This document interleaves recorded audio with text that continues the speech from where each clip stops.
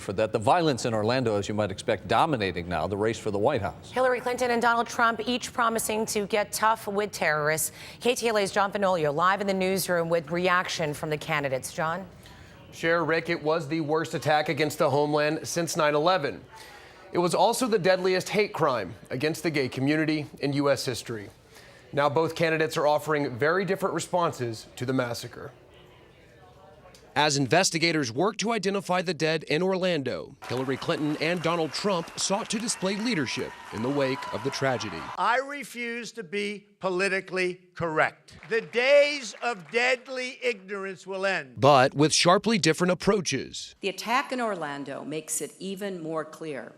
We cannot contain this threat. We must defeat it. Mrs. Clinton's remarks largely policy-based, laying out plans to protect against homegrown extremists. As president, I will make identifying and stopping lone wolves a top priority. And again, calling for banning assault-style weapons, the shooter's firearms of choice, a handgun and an AR-15 style assault rifle. The same style of weapon used in 2012 to attack Sandy Hook Elementary School and moviegoers in a theater in Aurora, Colorado. It was also the same style assault rifle used by homegrown terrorists to kill 14 people in San Bernardino last December. In Orlando,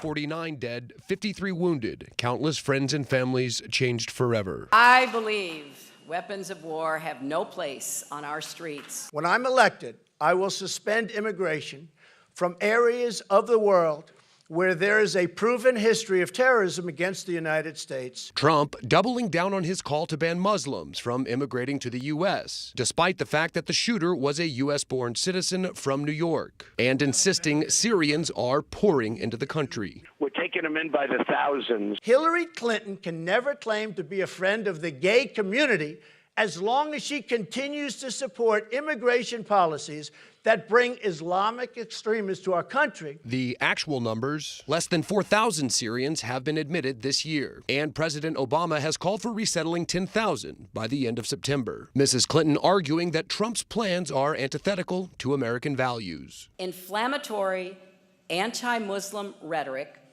and threatening to ban the families and friends of Muslim Americans, as well as millions of Muslim business people and tourists from entering our country, hurts the vast majority of Muslims who love freedom and hate terror. And Donald Trump is also drawing criticism after appearing to suggest President Obama sympathizes with Muslim extremists who carry out terrorist attacks. Speaking to Fox and Friends, Trump said, quote, "We're led by a man that either is not tough, not smart, or he's got something else in mind," end quote. President Obama is scheduled to visit Orlando this Thursday.